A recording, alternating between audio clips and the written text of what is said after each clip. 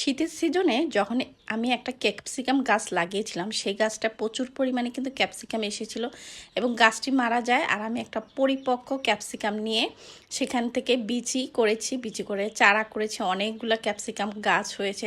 আর সেই ক্যাপসিকাম গাছগুলো থেকে এখন কিন্তু আমি গরমের সময় এই ক্যাপসিকাম তুলে নিচ্ছি।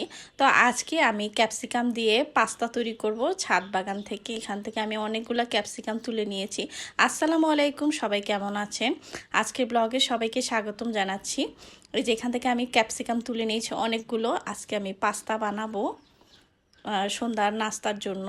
সবাই বাচ্চারা খাবে, আমরা সবাই খাবো। তো এখানে পাস্তা তৈরি করার জন্য পাস্তা সিদ্ধ করে নিয়েছি।